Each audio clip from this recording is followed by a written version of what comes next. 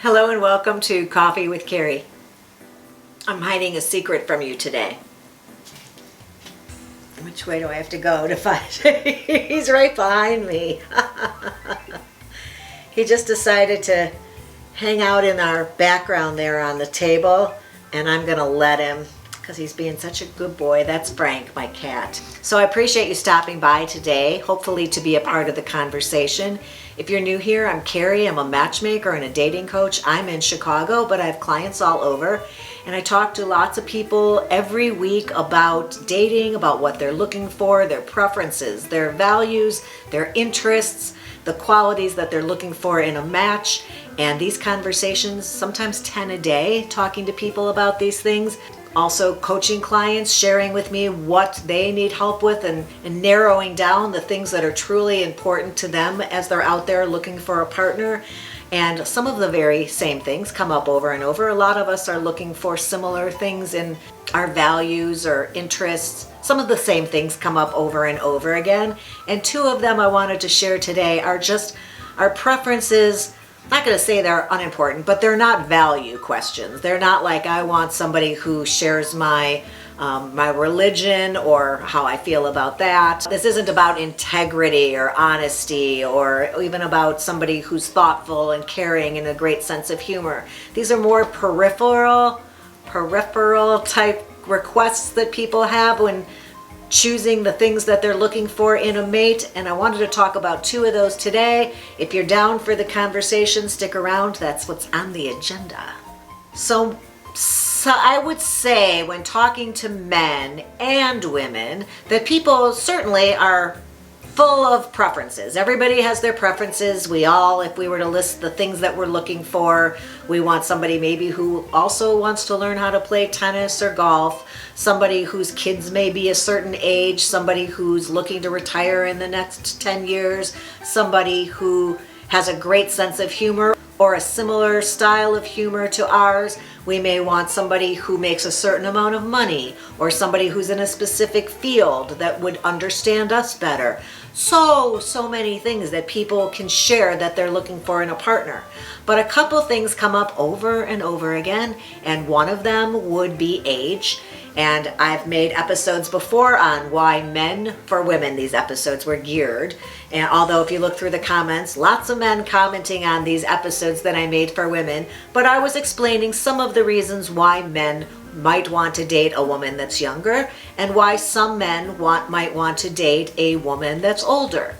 And everybody's got their opinion, and they're all valid because that's what opinions are.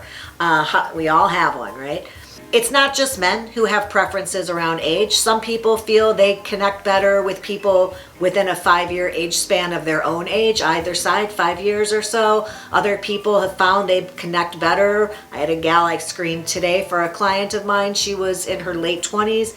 Her age parameters went from 25 to 45, and she's only still in her 20s.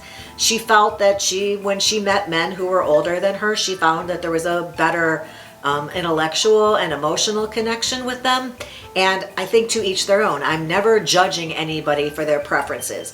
But what I did want to say about age today was an explanation of why sometimes in certain situations having specific types of age parameters is not working in your favor.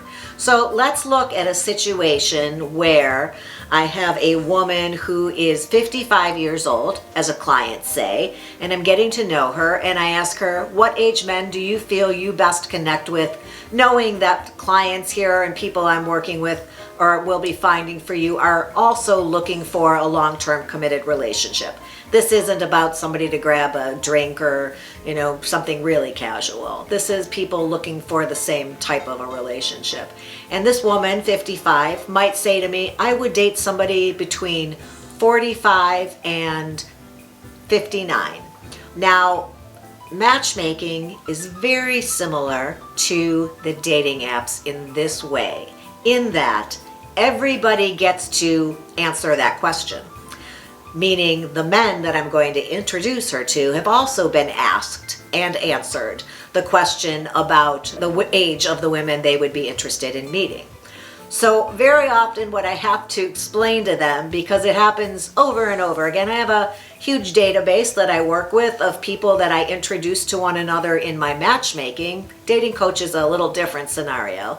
But within my matchmaking, I try to explain to this woman that if she's 55 and she wants to meet men who are 40 to 59, she's basically giving me maybe 7 years to work with here in the age parameters of the men I'm going to find her.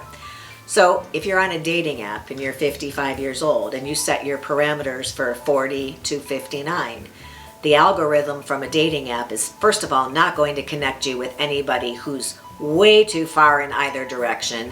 They've limited the age gap between people they'll allow you to see to prevent people from taking advantage of somebody who's much younger, meaning younger, much younger women and much older men was what Plenty of Fish said back in the day, the reason that they changed it to a 13-year gap. But people do get to choose that parameter, right?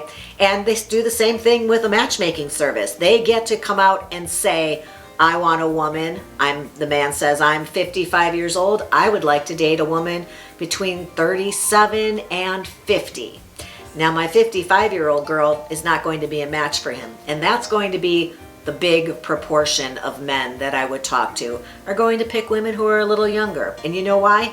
Because they can, because I've asked the question. Now, I want to explain to you that just because I am now explaining to her that I'm probably going to be matching her with those 4 years older than her own age to 59, the 55 to 59, or possibly a guy who's open to his own age or a couple years older. I want to explain to her that I am not being ageist. I totally feel that if I say to her, I will say this, if you're out with a girlfriend, dancing, having a great time, your energetic self, looking beautiful as you are, having fun, and you meet a man who is 45 years old and he sees you dancing out there 10 years older, he could start talking to you and feel very engaged and drawn to you. That could be your next boyfriend, your next husband. That's totally feasible. But if the dating app asks him or a matchmaker asks him what his age parameters are, it's likely not going to go up to 55. So while you may be young and vibrant and having a great time, know that the dating apps are keeping you from meeting people who are much younger if that's your preference, because of the age parameters the other person has set as well. And the same thing happens with a matchmaker very often.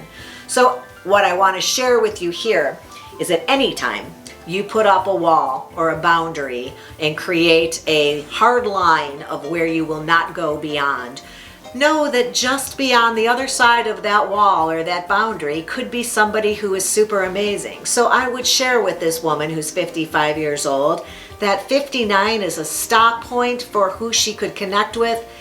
May not be accurate, because on the same way that that 45-year-old guy could find her super charming and intriguing and want to see her again, so she could find a man who was very youthful, fit, athletic. I have tons of these clients myself who she would never know is over 60 years old or is 64 years old. He's super active, he's running every day, he's skiing, he's stand-up paddleboarding.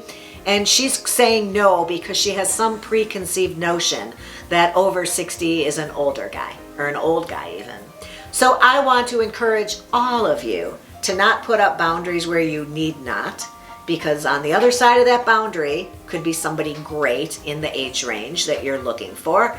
And in the same way, you shouldn't have to say that you don't want to date somebody who's 45 if you're 55, but just know that in certain situations like dating apps and matchmakers, we're also having to contend with what the other person is asking us for. And that's the same with religion and politics and somebody who to travel, what type of travel people like to do and what activities they most enjoy.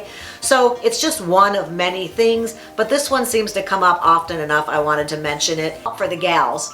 And then on the other side, I wanted to remind you that often people have height requirements. I've got very tall guys, 6'5" guys who are saying, I don't want any women under 5'7", where I think 5'5" girls are perfectly fine with a 6'5" guy.